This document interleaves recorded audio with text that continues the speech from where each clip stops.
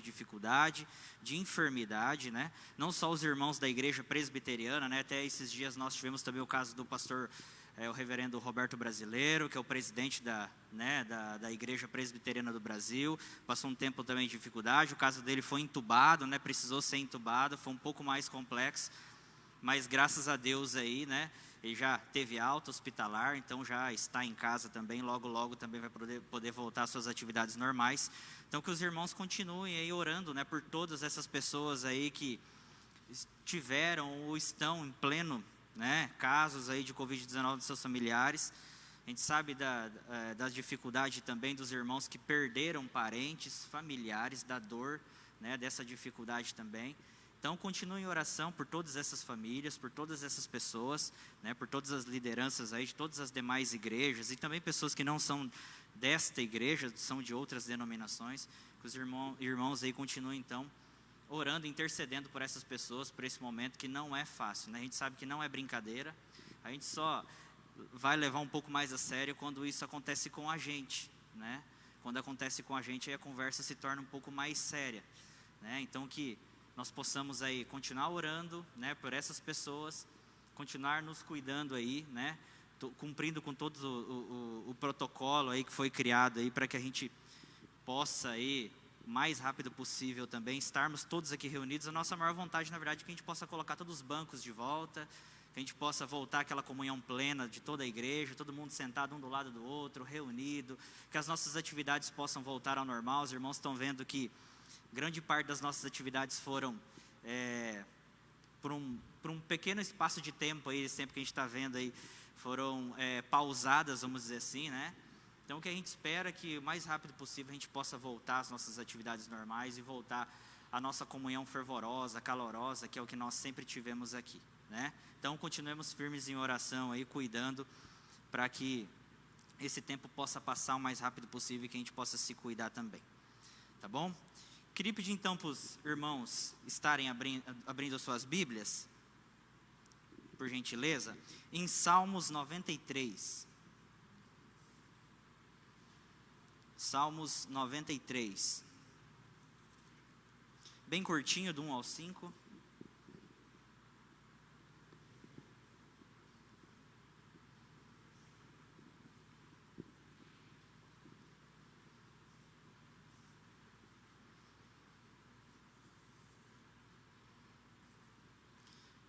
Todos encontraram? Salmos 93, 1 ao 5. Dani vai projetar ali também para os irmãos que não têm a Bíblia, também para os irmãos que nos acompanham nas redes sociais, o texto vai estar projetado também embaixo da tela e os irmãos podem acompanhar com a gente. Então diz assim a palavra do Senhor, Salmo 93. Reina o Senhor, revestiu-se de majestade, de poder se revestiu o Senhor e se cingiu. Firmou o mundo que não vacila, desde a antiguidade está firme o teu trono. Tu és desde a eternidade. Levantam os rios, ó Senhor, levantam os rios o seu bramido, levantam os rios o seu fragor. Mas o Senhor nas alturas é mais poderoso do que o bramido das grandes águas, do que os poderosos vagalhões do mar. Fidelíssimos são os teus testemunhos, a tua casa convém a santidade, Senhor, para todo sempre. Amém? Esse é um texto, então, irmãos, de exaltação, né? É um breve poemazinho ali, um hino, um cântico de louvor, né? Apesar que o livro de Salmos é muito relacionado a essa questão do louvor, de cânticos, né? E esse especificamente, ele faz uma exaltação, aí ele enfatiza a soberania e o reinado de Deus, né? A majestade de Deus, né? O governo de Deus sobre todo o universo, né? Então aqui o salmista vai discorrer, vai trazer alguns adjetivos, né, e algumas ideias em relação ao caráter de Deus, a quem Deus é, né, e é maravilhoso esse salmo porque ele é muito específico, né, ele é bem fácil de entender, e ele vai dizendo assim, que reina o Senhor, ele traz uma ideia de reino, no caso de rei, majestade, de um Deus que tem o poder, né, de soberania, de cuidar, de dominar todas as coisas, né? Diz que desde a antiguidade está firme o seu trono e tu és desde a eternidade. Ou seja, a majestade de Deus se sustenta desde a eternidade, né? E não há nada antes dele, ele é o começo, o meio e o fim. Diz ali, continuando, que se levantam os rios, ó Senhor, levantam os rios o seu bramido, levantam os rios o seu fragor. Então aqui ele diz do bramido, fui pesquisar especificamente o que significava esse bramido. Significa rugido de fera, berro, grito colérico, ou seja, os rios se levantam como se fosse um grito, um rugido muito forte, né? O fragor, que diz ali também, levantam os rios o seu fragor. Fragor significa um ruído estrondoso, um estampido, um barulho de algo que se quebra, né? E levantam os... Mas o Senhor das alturas é mais poderoso do que o bramido das grandes águas, do que os poderosos vagalhões do mar. E ali os vagalhões significam que são grandes ondas que formam em alto mar, de maneira aleatória, né? E durante vários anos, diversos navios desapareceram sem deixar vestígios. Há relatos de marinheiros que falavam de ondas gigantescas, formando uma muralha de água que surgiam repentinamente do nada, né? Esses símbolos das águas aí, esses 3 rios que se levantam, bramido, fragor e os vagalhões do mar, eles são um símbolo ou uma referência à hostilidade e às forças do caos e do mal. Mas continua ali no 4 dizendo, o Senhor das alturas é mais poderoso, né? Fidelíssimos são os seus testemunhos. Então aqui traz uma ideia toda de soberania, de poder, de supremacia. Até os rios e os mares que foram criados por Deus, por mais que tão estrondosos que sejam, poderosos que sejam, nada é mais poderoso do que o nosso Deus. Aqui o salmista traz toda essa exaltação do poder e da soberania do nosso Deus, né? E aí ele continua dizendo que fiéis são os testemunhos de Deus. E aí para o final ele diz, a tua casa convém a santidade, Senhor, para todo sempre. Então ele finaliza dizendo, após exaltar toda a eternidade, o poder de Deus e a sua soberania, ele conclui dizendo que nada mais é conveniente à casa do Senhor, no caso nós, cristãos e servos do Senhor, né, do que viver em santidade, né? Cada um de nós deve reconhecer a majestade do Senhor, demonstrando santidade, a santidade que honra o eterno Rei. Amém? É para isso que nós estamos aqui hoje à noite. É para exaltar, é para glorificar esse Deus tão poderoso. O Deus que é superior a qualquer poder. O Deus que detém todo esse poder. O Deus que é antes, o Deus que é o meio e o Deus que é o fim. É esse Deus que nós estamos aqui hoje para exaltar, para cantar hinos e louvores ao nome dEle. É esse Deus que nós estamos aqui e nós levamos a nossa vida. É a Ele que nós servimos, é a Ele que nós prestamos culto e tributo todos os dias da nossa vida. Queria pedir para os irmãos se colocassem em pé. Nós vamos orar então e nós vamos passar para o momento do louvor. Queria pedir para a irmã Denir, ore para nós em sinal de gratidão a Deus nesse momento.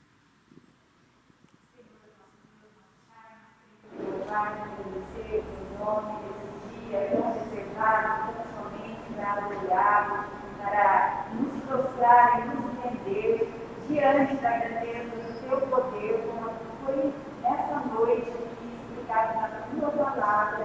E o Senhor é desde o início e o Senhor é aquele que será também o fim. Nós sabemos que todo domínio, todo poder, toda majestade está diante de ti. É por isso que nós nos prostramos e nos rendemos a ti, sabendo, ó Pai, que pela tua misericórdia o Senhor nos alcançou e nos trouxe um entendimento do que é de servir e de adorar. Neste momento de louvor, realmente nós possamos estar louvando, para que o nosso louvor chegue como um aroma suave diante do teu trono de graça, porque o Senhor é o único Deus digno de toda a honra e todo o louvor. Essa é a oração que nós fazemos, ó Pai, com a certeza da presença do teu Espírito em nossas vidas, hoje e sempre. Amém. Amém. Cantemos então e louvemos ao Senhor. Boa noite, irmãos, a graça e a paz, amém? Vamos declarar nessa noite que nós vemos a glória do Senhor hoje aqui, que esse Deus tão poderoso, Ele vem até nós, Ele habita no meio dos louvores, amém?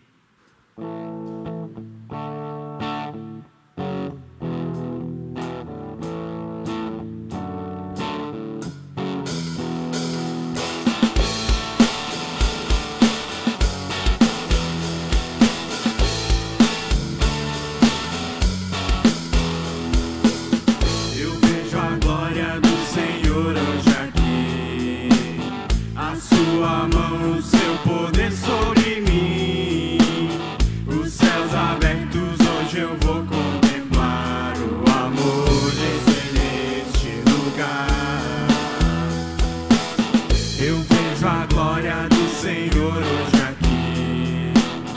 a sua mão, o seu poder sobre mim. Os céus abertos hoje eu vou contemplar. O amor descer neste lugar. Eu quero ver agora o seu poder, a sua glória inundando meu ser. Vou levantar as mãos e vou receber. Vou louvando teu nome, porque eu sinto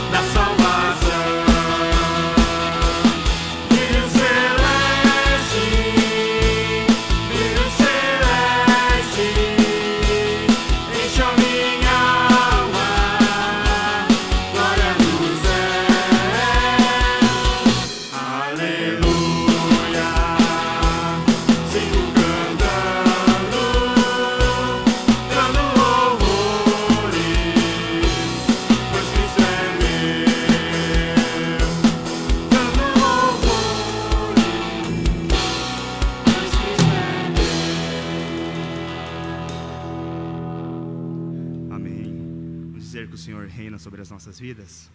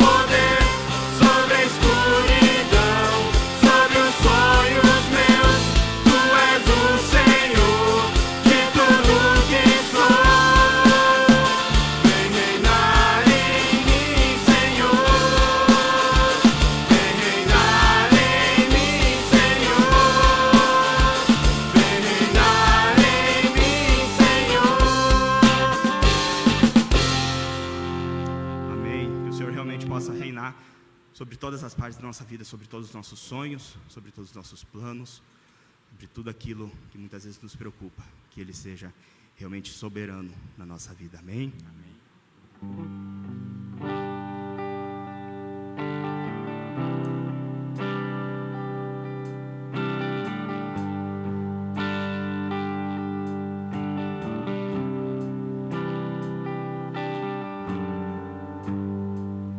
Enche o meu coração de ti,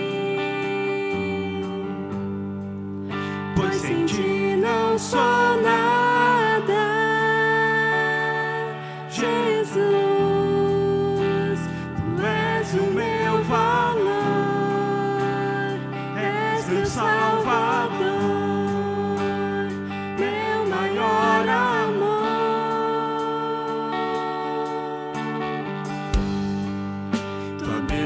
Eu quero refletir, exalar teu perfume, Jesus, e ser santo como és, ser puro como és, te amar como me amou, pois naquela cruz se entregou.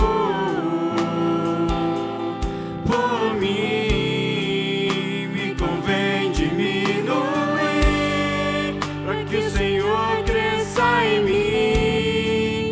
me convém esvaziar e encher-me de ti, negar tudo que sou e ser santo como és, tomar a minha cruz e seguir-te, meu Jesus.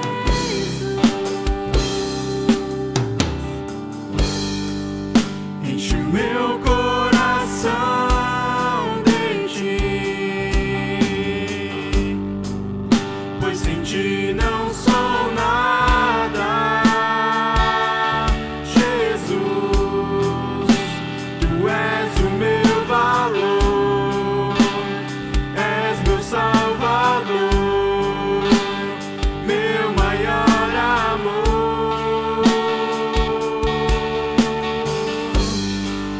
Tua beleza eu quero refletir, exalar teu perfume, Jesus, e ser santo como és, ser puro como és, te amar como me amou, pois naquela cruz se entregou por mim. Me convém diminuir para que o Senhor cresça em mim. Me convém esvaziar e encher-me de ti, negar tudo que sou e ser santo como és, tomar a minha cruz e seguir-te, meu Jesus. Me convém diminuir para que o Senhor cresça em mim. Me convém esvaziar e encher-me de ti, negar tudo que sou e ser santo como és, tomar a minha cruz e seguir-te, meu Jesus.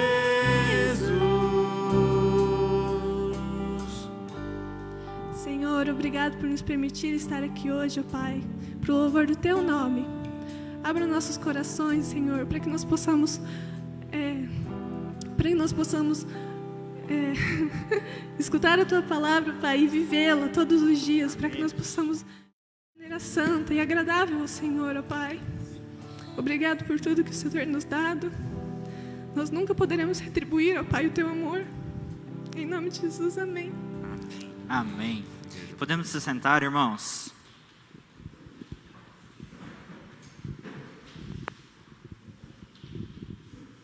Louvado seja Deus. Nós vamos então para o momento da mensagem, da palavra, da exposição da palavra de Deus. Presbítero Jonathan.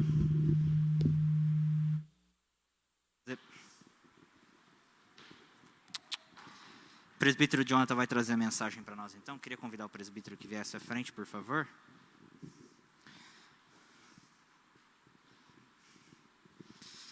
Enquanto o Mateus faz a higienização ali do microfone sem fio, nós vamos orar então, pedindo para que Deus traga a mensagem para nós, que os irmãos estejam aí com seus corações preparados, as suas mentes aí, né, que tudo que possa trazer um pensamento aí que tire a atenção, que possa ser eliminado nesse momento então.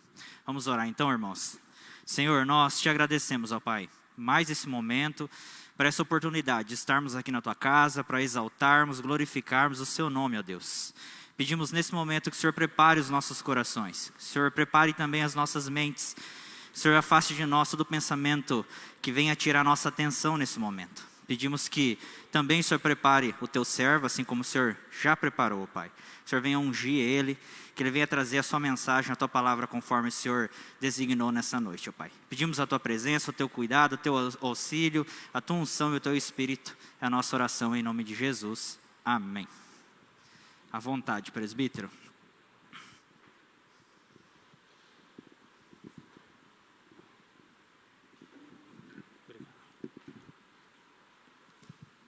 Boa noite, irmãos, graça e paz. Boa noite também aos irmãos que nos assistem. Semana passada, nós trabalhamos o tema de que o que nós precisamos está em Cristo. O que você necessita está em Cristo. Vimos que aquilo que o homem precisa, aquilo que o homem necessita, o mundo não consegue oferecer. Vimos que o mundo oferece para nós dor, morte, angústia. O mundo nos oferece dúvidas.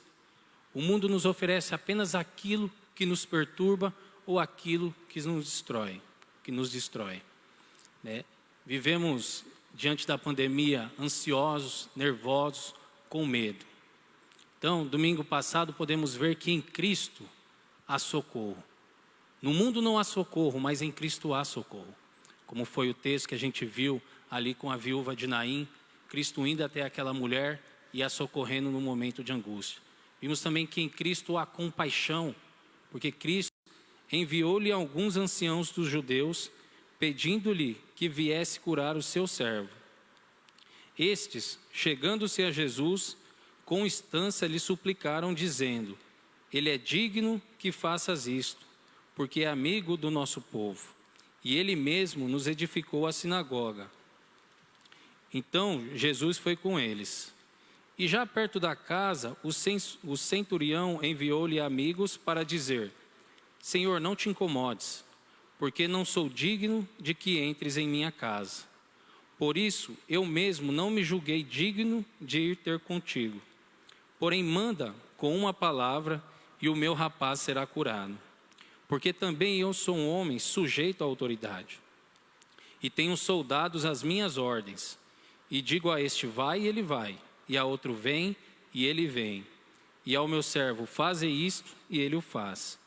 Ouvidas estas palavras, admirou-se Jesus dele, e, voltando-se para o povo que o acompanhava, disse: afirmo-vos que nem mesmo em Israel achei fé como essa. E voltando para casa os que foram enviados, encontraram curado o servo. Oremos então. Senhor nosso Deus e Pai, louvamos a Ti, Senhor, por esse momento, ó Pai. Louvamos a Ti pela vida, louvamos a Ti pela vida que há em Cristo Jesus, Senhor. Pedimos a Ti, Senhor, nessa noite que Tu fales ao nosso coração, dê entendimento da Tua palavra, para que possamos viver segundo ela, Senhor. Ajude-nos nessa noite a entendê-la. É o que eu lhe peço, em nome de Jesus. Amém. Então Lucas inicia o capítulo 7, dizendo assim: tendo Jesus concluído todas as palavras dirigidas ao povo, entrou em Cafarnaum. De que palavra que Lucas está falando? Quais foram essas palavras que Jesus concluíra? Se você vê na sua Bíblia, na narrativa anterior, são as palavras que Jesus diz no sermão que é conhecido como o Sermão do Monte, ou o Sermão das Bem-aventuranças, ao qual Cristo, ali nas planícies perto do Mar da Galileia, ele vai ali e pronuncia esse sermão fantástico, do qual nós conhecemos bem. E após esse sermão, é dito que ele entra em Cafarnaum. Então, Cafarnaum é uma cidade a noroeste do Mar da Galileia, é uma cidade importante, que nós vamos ver, porque há um centurião ali, e isso diz que ela é importante, mas não apenas isso. Cafarnaum passou a ser a morada de Cristo a partir do momento em que João foi preso. Se você olhar lá em sua Bíblia, Mateus 4, versículo 12, vai dizer assim: ouvindo, porém, Jesus que João fora preso, retirou-se para a Galileia e, deixando Nazaré, foi morar em Cafarnaum, situada à beira-mar, nos confins de Zebulon e Naftali.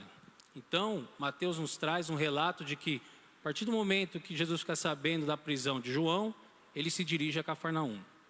E Mateus vai ligar esse deslocamento de Cristo de Nazaré para Cafarnaum com o cumprimento da profecia de Isaías, que também no texto diz lá: para que se cumprisse o que fora dito por intermédio do profeta Isaías: terra de Zebulon, terra de Naftali, caminhos do mar, além do Jordão, Galileia dos gentios. O povo que jazia em trevas viu grande luz, e aos que viviam na região e sombra da morte, resplandeceu-lhes a luz. Então aqui a gente fica sabendo que em determinado momento, Cristo passa a morar em Cafarnaum. Então a Cafarnaum passa a ser um cenário de grandes eventos para Cristo. É ali que nós vamos ver Cristo curando a sogra de Pedro. É ali que nós vamos ver Cristo curando o endemoniado dentro da sinagoga. É ali que nós vemos Cristo curando aquele paralítico do qual os amigos desceram ele pelo teto. Então, foi na cidade de Cafarnaum. E o nome Cafarnaum significa cidade de Naum, que é a junção de duas palavras hebraicas, que é Kefar e Nahum. Kefar é vila, aldeia ou cidade de Naum. Alguns dizem, segundo algumas tradições judaicas, que Naum foi fundada pelo profeta Naum, daí o seu nome, aldeia de Naum. Mas isso não é comprovado, é apenas dentro da tradição judaica. Mas sabemos que era uma das cidades mais importantes ali ao norte do Mar da Galileia. Então a gente vai ver que o relato acontece nessa cidade. Então em Cafarnaum, Jesus sai ali das planícies, entra em Cafarnaum, na sua cidade, onde ele já estava morando. E nos é dito que o servo de um centurião, a quem este muito estimava, estava doente, quase à morte. E o servo aqui é um escravo. As nossas traduções trazem um servo, mas eu creio que uma tradução melhor seria o próprio termo escravo. A palavra que Lucas vai usar aqui é o grego doulos. Então, o escravo, e a palavra que ele usa, significa alguém que foi comprado por um preço. Alguém que está sujeito a um mestre, alguém que está sujeito a um senhor. Um escravo não tinha direito algum.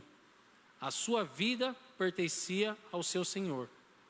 Por isso que eu creio que trazer a palavra escravo traz um peso maior e uma veracidade aqui. Então você entende, era um escravo. Era alguém que naquela época era visto como que não valia nada.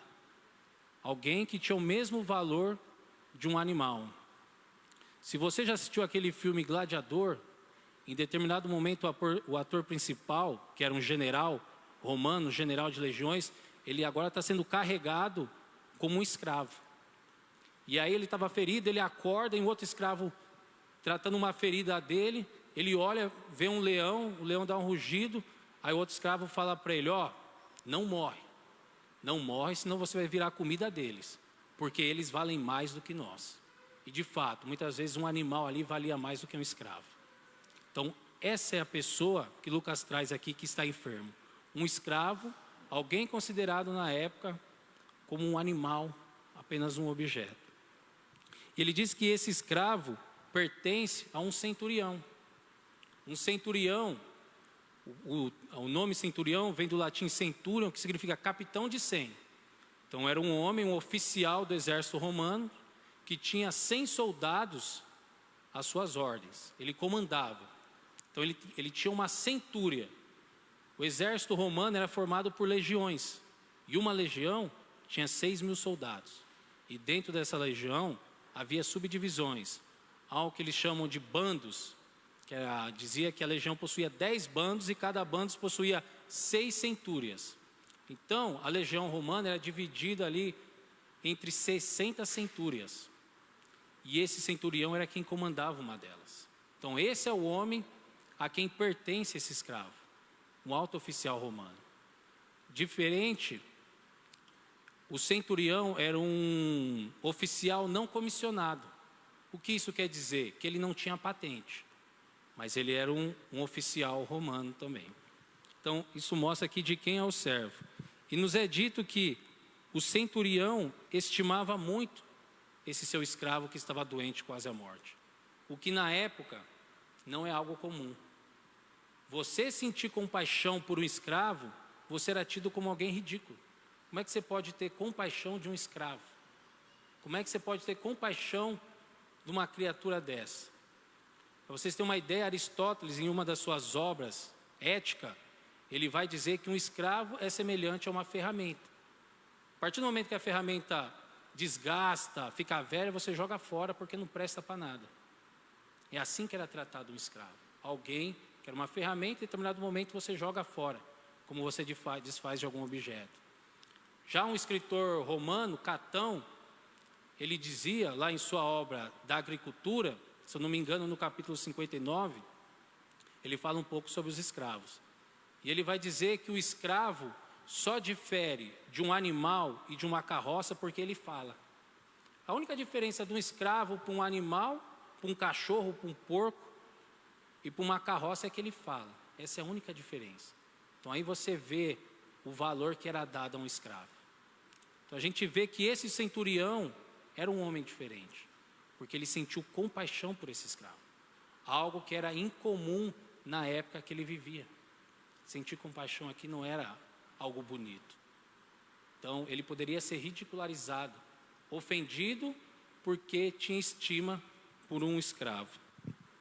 E o texto continua aqui, diz que tendo ouvido falar a respeito de Jesus, enviou-lhes alguns anciãos dos judeus, pedindo-lhe que viesse a curar o seu servo. Então ele, com todo o seu poder, com toda a sua riqueza que ele tinha também, não conseguiu resolver o problema de enfermidade do seu escravo. Então, em determinado momento, ele ouve falar de Cristo. E pelo relato que a gente vê que era um homem religioso, nós vamos ver que ele construiu uma sinagoga. Então diz ali que ele ouve falar de Jesus, ouve falar a respeito de Jesus e envia ancião dos judeus. Algo interessante aqui. Ele envia judeus. Um gentil enviando judeus. E o judeu indo a favor desse. Se você vai na história, você vai ver que o judeu ele odiava o romano, porque ele estava sob o domínio romano. E aqui é um oficial romano. Então vê que aqui havia uma amizade. Havia uma amizade entre o centurião e alguns anciãos aqui.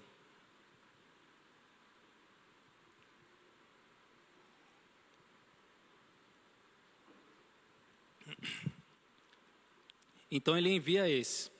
Ancião aqui, Lucas traz a palavra presbíteros, ou presbúteros, então indica que eram oficiais, eram provavelmente oficiais civis, não faziam parte da sinagoga, oficiais da sinagoga ou sacerdotes, porque quando é passar a ser para oficiais da sinagoga, Lucas vai utilizar outra palavra, se eu não me engano, acrone. Então aqui ele usa presbíteros. Então ele envia uma delegação para que falasse com Cristo. No Evangelho de Mateus, vamos ter um relato também dessa situação. E alguns podem achar que há uma contradição. Por quê? Porque no Evangelho de Mateus, Mateus não vai dizer que os servos foram ter com Cristo. Vai dizer que o próprio centurião esteve com Cristo. Vai dizer lá que o centurião chegou a Cristo e pediu para que ajudasse. Alguns vão falar, há contradição. Por que um texto diz que o centurião enviou homens para que fossem ali rogar por ele, e no texto de Mateus está dizendo que ele foi? Não há contradição. Porque assim, quando você enviava delegados ou uma comitiva, elas te representavam. Então quando Mateus escreve, ele escreve de uma maneira geral. Ele entende como aquela comitiva sendo o próprio centurião. Isso era normal atribuir. Então a comitiva vai e ele os tem como o próprio centurião. Por isso não há discordância. É apenas forma diferente que eles escrevem e que eles relatam ali. Então ele via os anciãos para que pedisse para que Jesus viesse a curar o seu servo. Então um oficial romano vai ali e pede para um judeu ajuda para que viesse a curar o seu escravo. Então, algo inusitado. Um judeu ajudando um romano e um gentil, né? E o texto continua. Esses, chegando a Jesus, com instância, lhe suplicaram, dizendo: ele é digno que façam isto, porque é amigo do nosso povo e ele mesmo nos edificou a sinagoga. O mais impressionante é que o testemunho daqueles homens que foram enviados é positivo. Ele é digno, Senhor. Ele é digno. Ele é digno que o Senhor ajude, porque ele até nos edificou uma sinagoga. Ele é um homem que tem zelo pelo nosso povo. Então é digno que ele faça. Pode ser que eles tivessem em mente que Cristo também tinha um preconceito em relação ao gentio que eles tinham. Mas Jesus não tinha esse tipo de preconceito. Mas mesmo assim eles relatam: Senhor, ele é digno que o Senhor o cure. Ele é digno que o Senhor vá, porque ele tem ajudado o nosso povo. Até edificou uma sinagoga. Por isso que eu disse, era um homem religioso. não ia construir uma sinagoga apenas por construir. Nós vamos ver aqui que é um homem diferente. É um homem que sente compaixão pelo escravo. É um homem que pede ajuda. Um oficial pedindo ajuda para aquele que era tido como um homem comum. Então Jesus, continua o texto, foi com eles. Então Jesus ouve o relato e vai ali com eles. E é dito que já perto da casa, o centurião enviou-lhes amigos para lhe dizer: Senhor, não te incomodes, porque não sou digno de que entres à minha casa. Então Jesus se dirige até a casa do centurião, para ir lá para quê? Com o propósito de curar. E aqui outra situação inusitada e fantástica, que o centurião manda alguém correr lá para Jesus, porque ele pede para Jesus vir, e depois ele, como Jesus estava sempre ocupado, ele pode ter pensado: não, eu vou tirar o mestre, eu vou tirar ele das suas atividades. Ele tem feito tanto bem, por que eu vou trazer ele até aqui para ele só servir a mim enquanto ele está servindo outras pessoas? Não, vai lá e peça que ele não venha. Ou ele estava pensando segundo o costume judeu, de que não era lícito um judeu entrar na casa de um gentil. Quando Pedro vai para a casa de Cornélio, que também era um centurião, ele diz: vós bem sabeis que não é lícito que um judeu adentre a casa de um gentil. Então, ele pode ser que ele sabia disso. E ele se vê ali indigno. Senhor, não te incomodes, porque não sou digno de que entres na minha casa. Um oficial romano, que tem ali 100 homens ao seu comando. E é dito que o centurião era espinha dorsal do exército romano. Alguém de autoridade, alguém que comandava. Dizendo: eu não sou digno. Eu não sou digno de que tu entres à minha casa. O romano era alguém extremamente orgulhoso. O romano era alguém extremamente soberbo. Então, dizer isso aqui, você vê, é diferente. Era um homem diferente daqueles homens da sua época. Não, Senhor, eu não sou digno de que entres.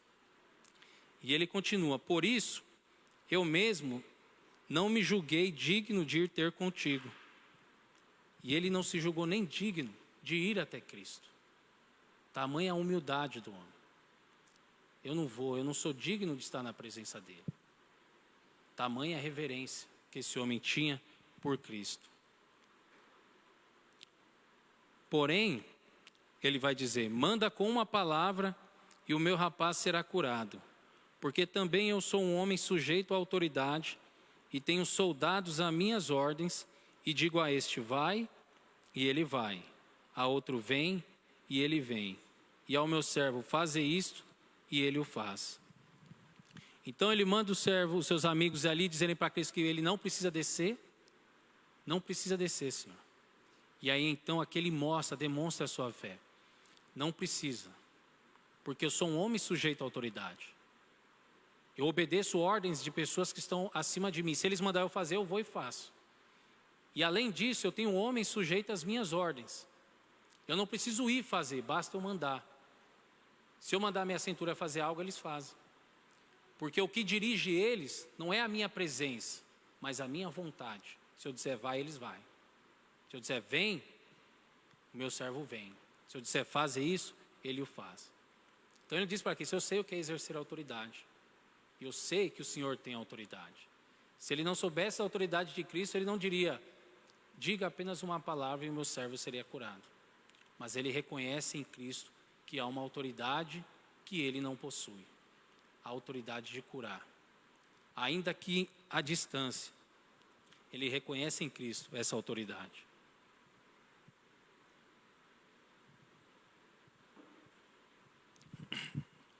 E o texto vai dizer que, ouvidas essas palavras, Jesus admirou-se dele. Então, quando o centurião vem e fala isso, não precisa descer, mas basta uma palavra que o meu servo será curado, porque eu sei o que é exercer a autoridade. O centurião aqui não está sendo soberbo, ele só está dizendo que ele entende o que é isso. Ele entende que Cristo era alguém que estava revestido de autoridade e que a sua vontade teria que ser cumprida, perto ou à distância. Então Lucas nos relata que Jesus admirou-se dele. Admirou-se. Mas você pode dizer: mas é comum se admirar. Não para Cristo. Para Cristo não é. Tanto não é comum que só há apenas 2 relatos nas Escrituras, no Novo Testamento aqui, que diz que Jesus se admirou de alguma coisa. Um é esse, um é com o centurião, e o outro é da incredulidade de Nazaré, como está lá em Marcos 6,6. Ali Jesus se admira com tamanha incredulidade. Então, apenas 2 relatos em que Jesus se admira. Um relato de incredulidade e um relato de uma fé, que Jesus vai dizer aqui. E voltando-se para o povo que o acompanhava, disse: afirmo-vos que nem mesmo em Israel achei fé como esta. Então, ele se admira daquilo e diz, nem em Israel achei fé como essa. Nem Israel vai incluir aqui os discípulos, nem mesmo entre eles. Uma fé que confia em mim. Uma fé de um homem que mesmo longe sabe que daqui eu posso exercer autoridade sobre a circunstância dele lá. Então isso admira a Jesus. E é importante isso. Ele se admirou desse homem. Tamanha a fé desse homem. E voltando-se para casa, os que foram enviados encontraram curado o servo. Então, o centurião, sabendo de Cristo, envia seus homens, fala com Cristo. Cristo voltando, não, Senhor, não precisa. Aqui a gente demonstra, como o título vai dizer, aqui em algumas Bíblias, a cura do servo de um centurião. Um dos destaques aqui é a fé do centurião. E a fé dele é demonstrada através de 3 pontos que a gente vai tratar aqui. Então ele reconhece em Cristo a autoridade. A autoridade. Ele ouviu falar e ele reconheceu. Ele não ouviu falar tanto quanto nós ouvimos hoje. Hoje nós temos a Bíblia organizada, os relatos organizados. Ouvimos falar de muitas das proezas que Cristo fez, dos seus milagres, da sua autoridade. Mas muitas vezes não reconhecemos a autoridade de Cristo. Não vamos a Cristo como esse homem, reconhecendo que Ele tem autoridade, que Ele tem poder. Não reconhecemos. Então imagine a felicidade daqueles quando voltam para casa e é dito que o servo estava curado. No relato de Mateus, ele vai dizer, vai lá e seja feito conforme a tua fé. E eles chegam lá, aquele servo é curado. E Jesus lá em Mateus vai dizer que muitos virão do Oriente e do Ocidente e sentarão à mesa com Abraão, Isaque e Jacó. Mas muitos que são de Israel serão jogados para fora. Então ele faz esse paralelo. Então esse relato aqui de Lucas, ele traz esse homem se apresentando a Cristo de uma maneira que a gente deve observar. Que a gente deve ir a Cristo de uma maneira apropriada. Sabemos que em Cristo há socorro, sabemos que em Cristo há compaixão, sabemos que em Cristo há vida, mas como vamos até Cristo? E diante disso, eu gostaria aqui de destacar 3 pontos. Olhando para o que esse homem fez, a atitude desse homem, eu queria destacar aqui 3 pontos dentro do texto. Então, qual a maneira correta de ir a Cristo? Como eu vou a Cristo? O primeiro ponto é em humildade. Isto é, reconhecendo suas próprias limitações e fraqueza. O centurião, que era alguém acostumado a comandar, a liderar, a estar no controle da situação, em meio à enfermidade do seu escravo, a quem ele tanto amava, ele não tinha o que fazer, ele estava limitado. E mais a sua limitação não o deixou parado, porque ele deve ter procurado antes de Cristo outras soluções. Deve ter chamado médicos, deve ter procurado. Mas quando ele ouve falar de Cristo, ele vai até Cristo. Ele vai até Cristo pedir socorro. Mostrando ali toda a sua humildade. De que um oficial romano vai até um judeu ali, alguém tido, como muitos, como alguém desprezível. Havia essa rixa entre romano e judeu. O judeu odiava o romano odiava o judeu. O antissemitismo não é novo. O antissemitismo não começa com Hitler. Ele desde lá atrás havia essa briga, né? Então, mas mesmo assim ele vai até Jesus.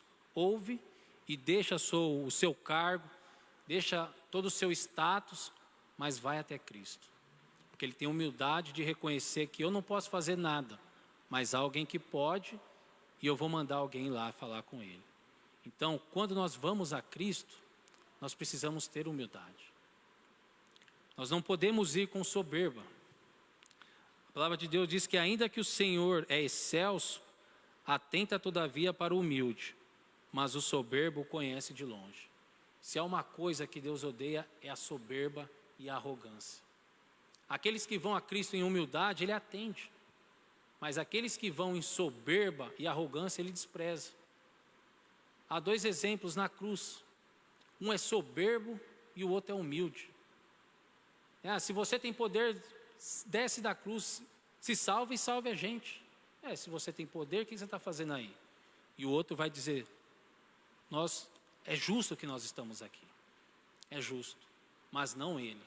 Senhor, lembra-te de mim quando entrares no teu reino. O que foi humilde, para esse o Senhor atentou, mas para o arrogante não. Então, quando nós vamos a Cristo, temos que ir sempre em humildade, lembrando que a arrogância, o orgulho é algo desprezível a Deus. Então, vamos a Cristo sempre em humildade.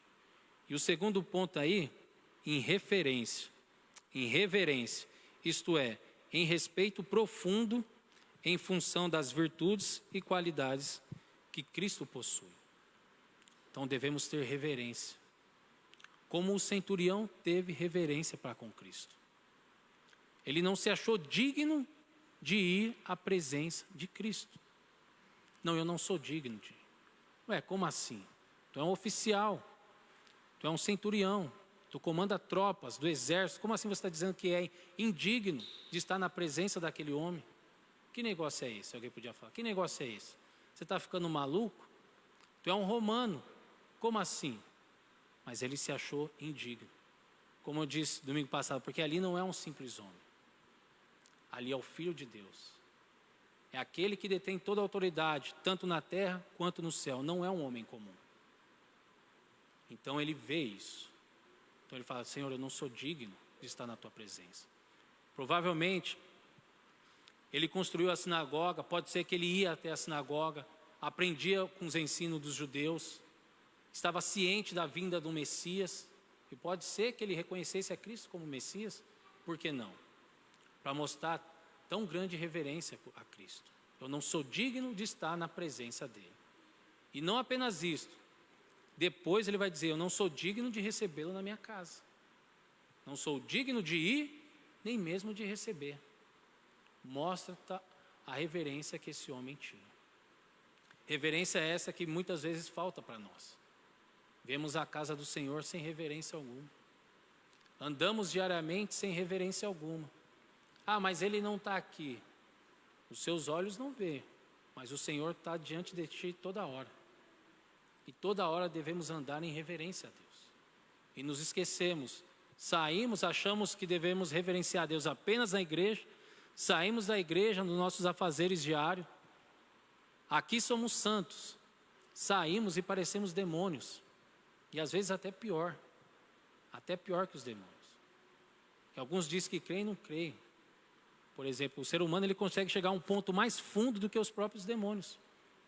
Um dos pontos que o ser humano vai além é na questão da incredulidade. Porque nem mesmo os demônios são incrédulos, eles creem. Mas o homem chega ao ponto de negar a existência de Deus. Então, ir a Cristo tem que ser em humildade e reverência. Sabendo que Ele é o seu Senhor, Ele é o soberano, Ele é a majestade. Se nós vamos diante de um rei, nós vamos ali todo reverente, de uma autoridade, de um juiz, né? E parece que quando vamos orar, ou vamos à igreja, ou andamos reconhecendo que Cristo está diante de nós, não temos reverência. Esquecemos que ali está o Rei dos Reis, o Senhor dos Senhores. Então, para receber dos benefícios de Cristo, seu socorro, sua compaixão à vida, a necessidade de irmos a Cristo em humildade e reverência. Isso é importante. Em reverência a Cristo. O último ponto é o ponto 3. Reconhecendo sua autoridade sobre todas as coisas. O centurião reconheceu a autoridade de Cristo quando diz que bastasse uma ordem de Cristo para que a saúde de seu escravo fosse restabelecida.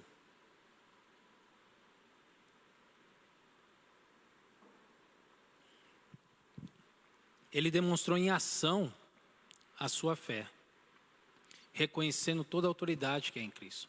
Não precisa o Senhor descer. Não precisa o Senhor se incomodar e vir até aqui. Porque eu sei que não precisa o Senhor vir e tocar. Basta o Senhor dizer uma ordem. Basta falar. Não precisa estar perto. Isso é o reconhecimento da autoridade de Cristo. E Cristo não estava ali quando foi curado. E às vezes esquecemos, por não ver, que não, o Senhor não está vendo, Ele não vai me ajudar. Isso vai passar despercebido. Não reconhece a autoridade que há em Cristo. Ele não precisa estar ali materialmente para você ver. Isso você não vai ver Cristo. Você não vai ver Cristo em carne e osso aí. Se alguém diz que viu, ou está bêbado, ou está drogado, é uma dessas situações, ou já está louco. Porque não vai ver. Não vai ver andando aí corporeamente. Mas Cristo age. Ele tem autoridade para agir. A distância não é um empecilho. E o centurião o quê? Ele reconhece isso. Não venha, Senhor. Não deixe seus afazeres, não deixa de fazer o bem ao povo para vir aqui na minha casa e me servir. Não. Eu estou sendo egoísta. Daí mesmo. Daí mesmo o Senhor diz e o meu servo ficará curado. Então precisamos o quê? Reconhecer a autoridade que é em Cristo. Como esse homem que estava sujeito à autoridade, tinha autoridade sobre homens, ele fala, eu sei o que é isso. Às vezes a gente não sabe e não reconhece a autoridade de Cristo, porque muitas vezes nós somos rebeldes. Estamos sujeitos a autoridades, mas a autoridade diz para a gente fazer uma coisa e a gente não faz. Não, faz isso, não faço não. Está debaixo, mas não obedece. Não obedece. Devemos então o quê? Reconhecer a autoridade que é em Cristo. Que foi o que ele fez. Agiu com humildade, agiu com reverência a Cristo e agiu reconhecendo que em Cristo havia autoridade. Então que a gente possa meditar nisso e sempre lembrar que para mim é Cristo, para mim desfrutar dos benefícios que há em Cristo, eu preciso me apresentar a Ele em humildade, reverência e reconhecendo, porque senão você não vai receber.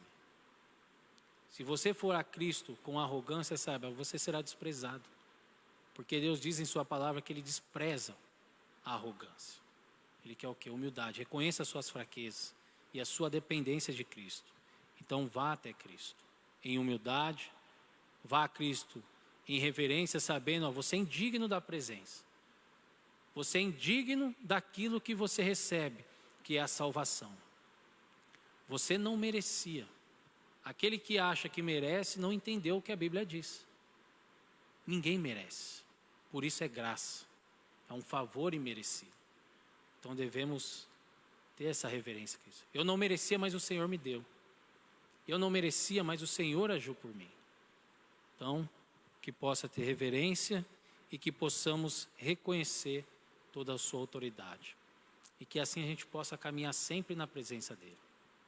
Sabendo que não é apenas na igreja, mas nos nossos afazeres diários.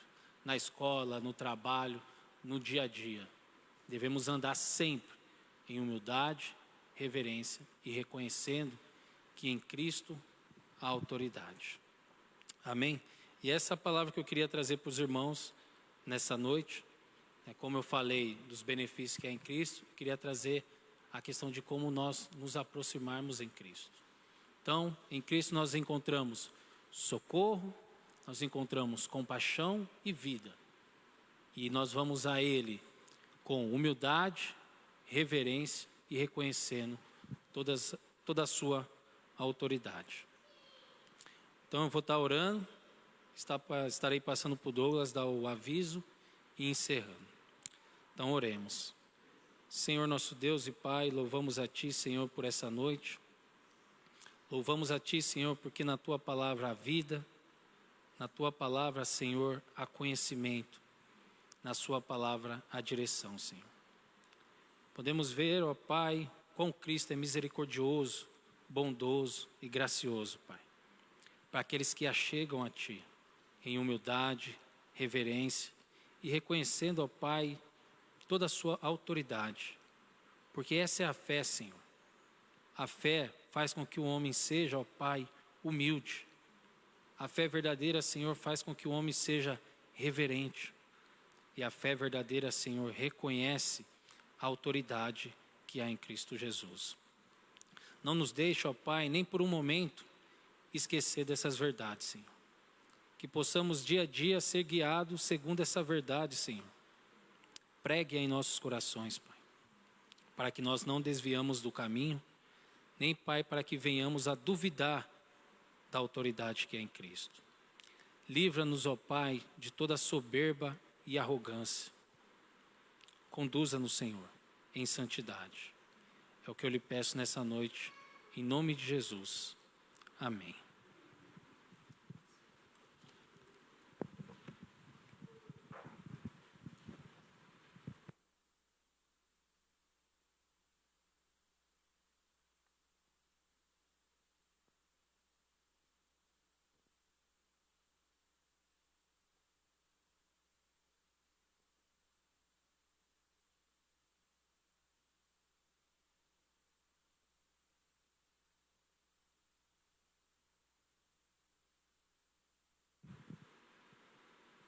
Acho que a bateria está indo embora, hein, Dani?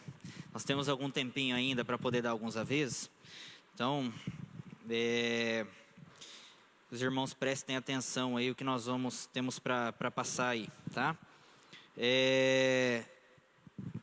Aos irmãos que tiverem o interesse, né, o desejo de dizimar e ofertar, então, como é de praxe, nós temos o gasofilácio lá no fundo, no cantinho lá, junto com o lugar onde ficam os envelopes, tá?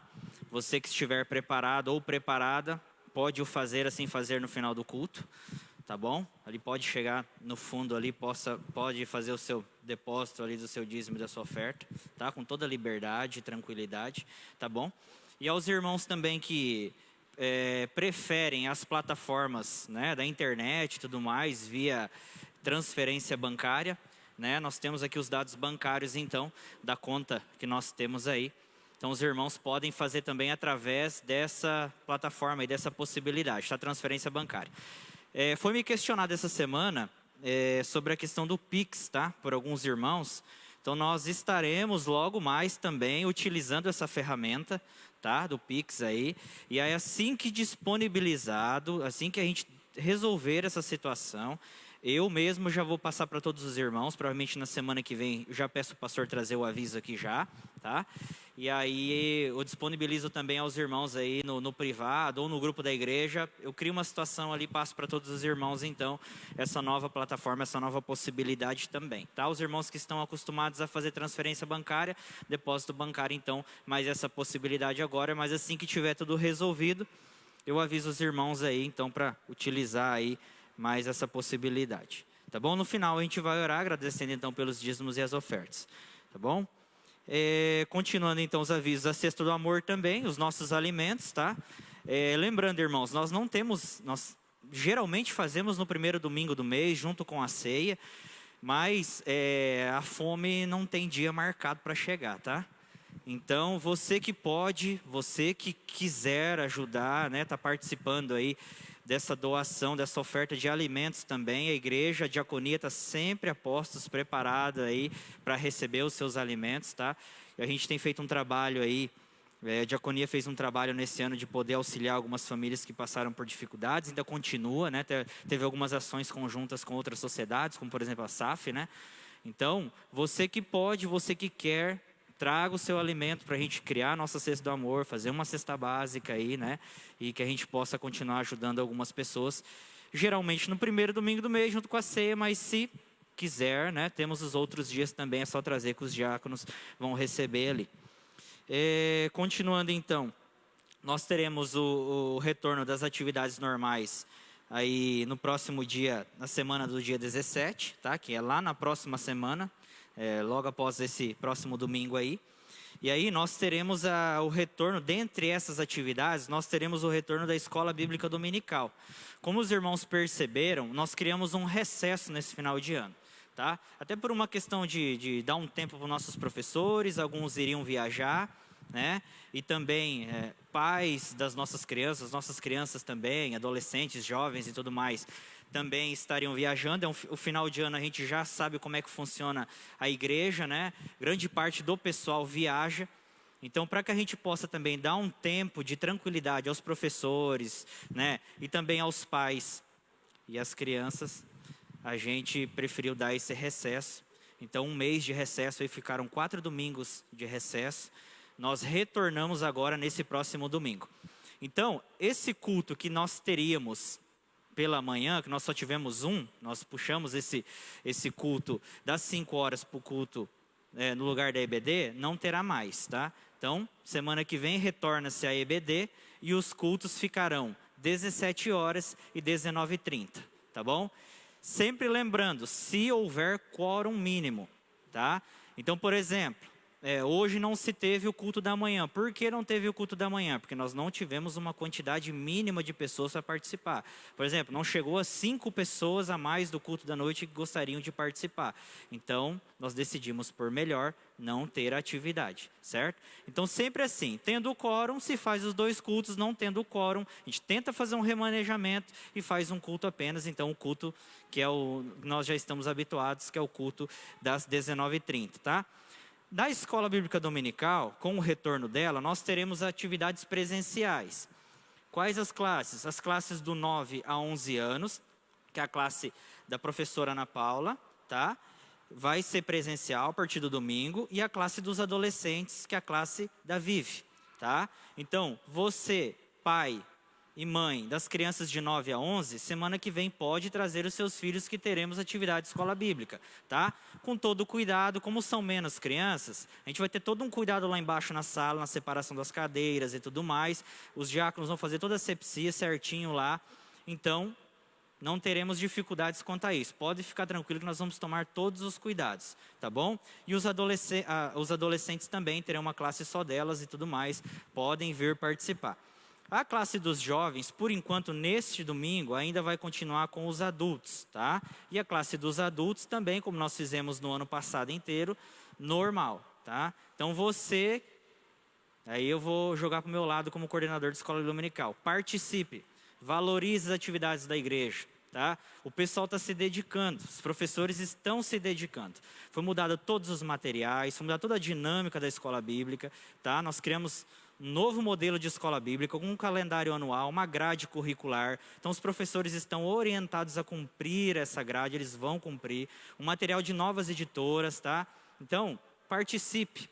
Porque que nós vemos hoje, o que foi detectado na nossa reunião de planejamento, que o grande problema da nossa escola bíblica dominical é a falta de interesse e participação dos pais. Entendeu?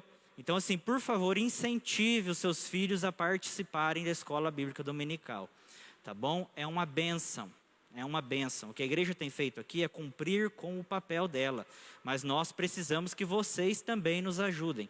Então, incentive o seu filho a participar, incentive o adolescente a participar, porque a gente tem visto aí tantas estratégias fora da porta da igreja. A igreja está se preparando para receber essas crianças, adolescentes, jovens e adultos. Então, incentive, participe, valorize os trabalhos da igreja. O pastor até me cobrou. Traga para a igreja de que qual será a temática para o ano que vem. Nós trabalharemos com comprometimento, o nome da temática do ano que vem. Um ano atípico, de muitas dificuldades que nós tivemos nesse ano. 2021 tem que ser o ano do comprometimento. Nós precisamos nos comprometer mais com o reino, com as coisas de Deus, com a igreja. Nós precisamos disso. Que 2021 seja esse ano do comprometimento nas nossas vidas. E aí, falando dessa questão da igreja, especificamente do nosso contexto, comprometa-se com os trabalhos. Participe, se envolva, se interesse pelas atividades da igreja. Nós temos trabalhado, nós precisamos que você então se envolva mais, tá bom? Qualquer dúvida em relação à escola bíblica dominical, pode conversar com qualquer um dos professores, tá? Continuam com os grupos de WhatsApp, né, professores? Então, podem chamar qualquer um deles lá, ou podem falar comigo, ou podem falar com o pastor também, tá bom? Já falei do retorno dos cultos, então, das 17 das 19h30 a partir da semana que vem. tá? No próximo domingo nós teremos a Santa Ceia, tá? Ministração da Santa Ceia. Pastor estará de volta, como eu falei no começo do culto. Pastor retorna. Então a quarentena do pastor, quarentena não, né? O período de isolamento acaba sexta-feira, tá? Se tudo der certo aí, né? Pedimos a Deus aí que continue dando tudo certo. E o pastor retorna no final de semana, então. E aí no domingo o pastor estará ministrando a ceia, tá bom? Nos dois horários, no horário das 17 horas e no horário das 19h30. Se não der certo os dois cultos, o pastor estará ministrando aí no próximo domingo, daí depois desse do dia 17, né? Não estará, porque ele estará de férias, né, presbítero? Estará de férias. Então, se você quer participar da ceia, venha domingo que vem, 17 ou 19h30, senão só no próximo mês aí, o pastor estará saindo de férias também. Mas no domingo que vem, o pastor vem e traz esse aviso para vocês sobre as férias dele também. Tá bom? Seria isso, irmãos. Aos irmãos que nos assistem, então, pelas redes sociais, aí, pelo Facebook, pelo YouTube também, nós agradecemos a presença dos irmãos. Nós sabemos das dificuldades que às vezes acontecem aí em vir para a igreja. Dia de chuva a gente sabe que vem um pouquinho menos de gente, a gente sabe que o pessoal está assistindo. Nós saudamos também os irmãos aí que nos assistem. Compartilhem os nossos conteúdos, né? Passem aí para os familiares os nossos conteúdos aí, né? Todo o conteúdo do Facebook, do YouTube, divida com os nossos familiares e amigos, para que a gente possa propagar mais a mensagem, o reino possa avançar, a gente possa cumprir com o nosso papel também através das redes sociais. Certo, irmãos? Seria isso? Nos coloquemos de pé então, a gente vai fazer a oração final, nós encerraremos um pouquinho mais cedo hoje. Presbítero José, ora para nós, agradece a Deus por essa atividade e também pelos nossos dízimos e ofertas, por favor. Senhor nosso Deus, nosso Pai, nós te louvamos a Deus, diante da beleza da tua santidade, diante da tua majestade. Nós te louvamos a Deus porque a tua benignidade nunca para sempre. Nós te louvamos, Deus, porque o Senhor tem cuidado de nós, tem abençoado a vida da tua igreja. Senhor nosso Deus, nós queremos te louvar e agradecer ao Senhor pelo privilégio que o Senhor nos concedeu. E nesse dia podemos estar aqui, Deus, para cultuar o teu nome. Obrigado, Deus, pela vida da tua igreja. Queremos te agradecer, Deus, porque o Senhor tem nos abençoado, tem nos dado saúde. Queremos te agradecer, Deus, porque a tua presença tem enriquecido os nossos corações de alegria. Queremos, ó Deus, te agradecer por esse momento, pelos louvores aqui entoados, Deus, e a mensagem da tua palavra. Obrigado pela vida do conselho da tua igreja. Obrigado, ó Deus, pela melhora do pastor que passou por alguma dificuldade, por problema de saúde, mas graças te damos a Deus que nada foi além daquilo que o Senhor permitiu. Obrigado, Pai, pela saúde dele, e queremos, ó Deus, te agradecer, porque o Senhor tem nos abençoado nesta noite com uma mensagem da tua palavra. Pedindo, Deus, usando o teu servo, que trouxe-nos uma mensagem de quanto o Senhor é poderoso sobre as nossas vidas. Nós aprendemos, ó Deus, nesta noite, e se nós precisarmos do Senhor, se nós humilharmos e te buscarmos, o Senhor ouvirá, ó Deus, a nossa voz. Assim, ó Deus, te agradecemos por essa palavra e abençoe, ó Deus, a vida da tua igreja, para que nos momentos de dificuldade das nossas vidas, nós possamos, ó Deus, te buscar, nós possamos, ó Deus, chegar diante do teu trono, e o Senhor responderá às nossas orações. O Senhor, ó Deus, atendeu a voz daquele homem, e ele era gentil, mas que ele se humilhou, e ele, ó Deus, teve fé suficiente, e tão somente dizer que se o Senhor falasse, ele seria abençoado. Assim sabemos, ó Deus, que o Senhor atenderá às nossas vozes. Assim, Deus, abençoe a vida do conselho, do Douglas que está na frente desse trabalho. Capacite-nos cada dia mais, para que a tua igreja, Deus, possa crescer. Abençoe, Deus, as nossas iniciativas, para que a igreja presbiteriana de Toledo possa ser conhecida e reconhecida nessa cidade, como uma igreja que serve em espírito e em verdade. Deus do céu, louvamos o teu nome por esse momento. Agradecemos ao Pai pelos irmãos que irão contribuir para a tua obra, trazendo as ofertas, os dízimos. Assim, Deus abençoe cada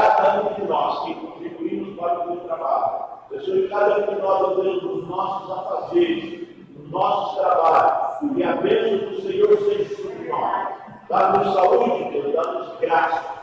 E assim, meu Deus, diante de um país, diante de uma cidade, passando por um momento de turbulência, de pandemia e tudo mais, mas nós possamos confiar no Senhor. E assim, meu Deus, termos a nossa vida abençoada cada dia mais.